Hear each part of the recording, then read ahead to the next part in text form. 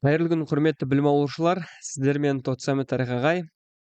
Енді біз Наурыз ұбыты 2025-те келіп жатқан сұрақтарды талдауды ары қарай жалғастырамыз. Шағын үзілістен кейін бастайық, иә. Жалпы 750 жылы Омей әулетінің орнына билікке келген әулет дейді. Яғни, мына сұрақтарды жаттап алуға тырысыңыздар. Фатимилер әулеті, Селжұқ әулеті, Ғазнауиттер әулеті, Аббас әулеті. Яғни 750 жылы Омейлердің орнына келеді Аббас әулеті. Яғни осы екі әулет бойынша да сәйкестендірудің де сұрақ келген. Сондықтан араб халифаты бойынша жақсылап қараңыздар тақырыпты. Келесі 1580 жылы Ода Набунага бағындырған Жапонияның ең бай қаласы дейді. Яғни бұл нағыз ұбыты 2024-тің маусымындағы сұрақ болып саналады. Жалпы бұл жерде Эдо, Киото, Нагасаки және Сакай қаласы болады жауап. Сакай. Келесі 1500 жылы португалдық теңізші Педру Кабрал ашқан дейді. Бұл да маусым айының 2024-тің сұрағы, бірақ керісінше сәл өзгеріске ұшырай отырады. Әр жыл сайын білесіздер. Бұл бізде Бразилияны ашты. Филиппин аралдарында енді әрбіреуін жеке-жеке детальды түрде қарастыруға болады, бірақ уақыт шектеулі. Вариантқа дейін, дистракторға дейін талдасаңыздар өздеріңіз үшін өте пайдалы болады. Мысалы, Филиппин аралы, Магелланның барған жері және қайтыс болған, қаза тапқан жері дегендей. Келесі Римде портреттер салып, әулие Петр соборының құрылысына басшылық жасаған қайта өрлеу дәуірінің аса көрнекті суретшілерінің бірі дейді. Яғни бізде бұл өте көп келеді, бірақ шатастырыңқы қайта өрлеу дәуірі бойынша шатастырыңқы өте көп сұрақтар келеді. Шатастыратын абайлау керек. Бұл жерде Рафаэль Санти суретші деген кезде Леонардо да Винчиді елестеп кетеді. Бірақ бұл жерде әулие Петр соборының құрылысына, яғни архитектор ретінде деген сөз. Мына жерде құдіретті комедия тұр, Майсей, көтеріліске шыққан қол, хал үстінде құл деген сияқты. Мүсінші тұр Микеланджело, Буонаротти, одан кейін Микеланджело, Леонардо да Винчи, Мона Лиза деген сияқты. Келесі 1524-1525 жылы Германиядағы шаруалар соғысын басқарған тұлға дейді. Мартин Лютер, Жан Кальвин, Ульрих Цвингли, Томас Мюнцер болады. Яғни мен жерде Мартин Лютер 95 тезистің авторы. Одан кейін Жан Кальвин француз тегі, одан кейін Ульрих Цвингли, және Швейцариядағы біздегі реформация қозғалысының өкілдері, католик шіркеуіне қарсы қозғалыс реформация. Келесі 1358 жылы Жакирия деп аталған шаруалар көтерілісінің басшысы дейді. Мынау көп жауаптың да ішінде келеді. Яғни Жакирия және Оттайлар бастаған көтеріліс бар ғой, осы екеуі келеді. Мына жерде бізде Жакирия, Жак деп аталған Гильом Кальдар бастаған, қалғандары келмейді. Батыс пен орталық Африка 20 ғасырдың басындағы либералды бағыттағы саяси қайраткерлер дейді. Яғни бұл сұрақ бізде маусым айында келген екен. Бізде бұл жерде 3-4 жауап бар. Комп, одан соң Джолитти және Давид Луи Джордж. Осы 3 тұлға 20 ғасырдағы либералды бағытты ұстанған, ағылшын, француздар. Келесі сәйкестендіру. Бірінші дүниежүзілік соғыстың ірі шайқастары мен ондағы оқиғаларды сәйкестендіріңіздер дейді. Мына жерде соғыс тарихында алғаш рет химиялық қару қолданылған шайқас. Одан кейін келесі Верден шайқасы болса, бізде 2 миллион адам қаза тапқан шайқасы, Верден қырғыны деп аталады осыған байланысты. 1514 жылы қауырт соғыс жоспарын күйреткен шайқасты атаңыз дейді. Яғни жалпы бірінші дүниежүзілік соғыс өте көп келеді. Соның ішінде қауырт соғыс, Германияның Блицкриг, тез арада жаулап алу шайқасы Францияға бағытталды, бірақ Францияда Марна шайқасында француздар немістерді тоқтатты. Әрбір шайқасының өзінің ерекшелігі бар. Танк қолданды, қырғын болды, химиялық қару деген сияқты. Жеңген мемлекеттер қатарында болса да Париж конференциясында мүдделері ескерілмеген мемлекет дейді. Яғни Париж конференциясында 4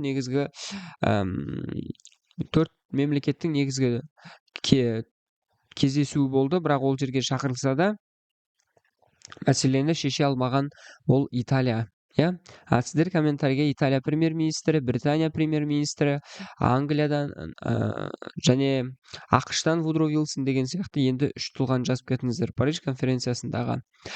Так, 1919 жылы Париждегі бейбіт конференция шешімі бойынша Францияның мандатына өткен мемлекет. Яғни бізде Ұлттар Лигасының құрылуымен басталған болатын мандаттық жүйе. Мына жерде Ирак, Палестина, Иордания, Сирия территориясы болады. Мыналар бізде Англияның мандатына берілген жерлер. Келесі 1523 жылы 1923 жылы Түркияның астанасы көшірілген қала дейді. Стамбул, Измир, Бурса, Анкара қаласына көшірілген болатын, иә.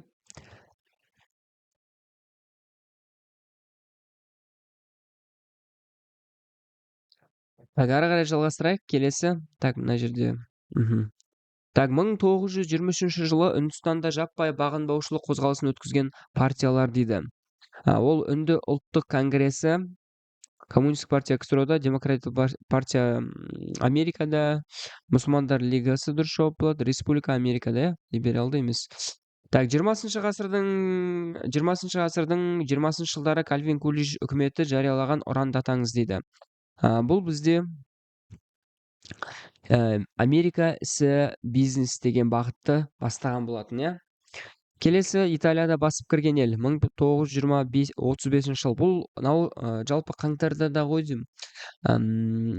Басқыншылықтан зардап шеккен ел деп те келген. Жалпы Италия фашизмінен зардап шеккен ел деп те келген. Ол бізде Эфиопия. Кезінде Абиссиния Италия соғысында Италия жеңілген, бірақ Бенито Муссолини келген кезде Африкада Эфиопия басып алынды. Так, 1936-37 жылдары антикоминтерндік пактіге қол қойған елдер дейді. Бұл сұрақ қаңтарда сәл басқаша келген, иә, антикоминтерндік пактіге қол қойған елдер дегенде.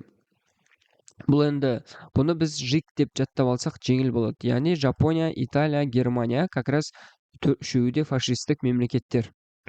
Сәйкестендірудің сұрағы Қытайдағы партиялар мен олардың саяси ұстанымдарын сәйкестендіріңіз дейді. Бізде Коминдан және Компартия, коммунистік партия.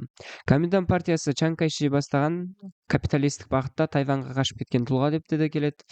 Компартия бұл социалистік даму жолын қарай бағыт алған, Мао Цзэдун негізін қалаған Қытай Халық Республикасы. Ал Коминдан капиталистік, олар Қытай Республикасы, Тайван мемлекеті. Сонда екі Қытай пайда болады. Одан кейін 36 жылы қаңтарда Испанияда фашизмге қарсы бірігу күресу мақсатында келісілген пакты қалай аталады дейді. Яғни фашизмге қарсы бұл халықтық майдан деп айтамыз. Яғни әр елде әртүрлі халықтық майдан, мысалы Францияда Францез деген сияқты антифашистік ұйымдардың бірігуі деген сияқты келеді жалпы. Келесі неміс қолбасшыларының Мәскеуге шабуылы жоспары қалай аталады дейді. Барбаросса, Цитадель, Теңіз арыстаны, Тайфун жоспары. Яғни Тайфун жоспары бағытталған болатын, иә. Одан кейін 32 жылы ағылшын физигі Чедвик ашқан қарапайым бөлшек, бұл протон, нейтронды ашты, иә.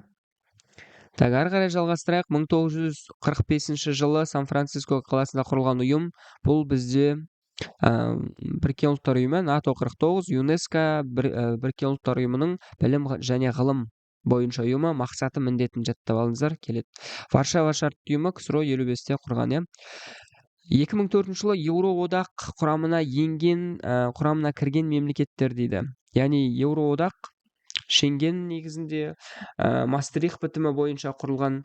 Бұл жерде Польша, Словакия, Чак, Эстония, Литва, Латвия елдері болып саналады. Так, ары қарай жалғастырайық. Келесі Мастрихт және Шенгенге байланысты еуропалық интеграция, еуропалық одақ туралы келісім, төлқұжат, визалық бақылауды жеңілдету. Мастрихт сонда 1А болады, 2 Шенген ол виза бойынша, иә. Екеуін жаттап алыңыздар. Так, 62 жылы ақш пен кеңес үкіметінің басшылары дейді. Бұл қаңтардың сұрағында былай да келген. Яғни Куба дағдарысын, Кариб дағдарысын бейбіт түрде шешкен басшылар деп те келген. Рональд Рейган жұлдызды соғысты бастаушы, Леонид Брежнев ауған соғысына қақтығыс кезінде ақш пен бейбіт келісім сөз, жаңағы зымырандарды азайту бойынша келісімге келген тұлғалардың бірі Дуайт Эйзенхауэр, Корей соғысындағы басты тұлға. Сонда бізде Джон Кеннеди және Хрущев. Трумен болса Грекия мен Түркияға коммунизмді тежеу бойынша Трумен доктринасы как раз осы жылы Маршалл жоспары қажетті қабылданды.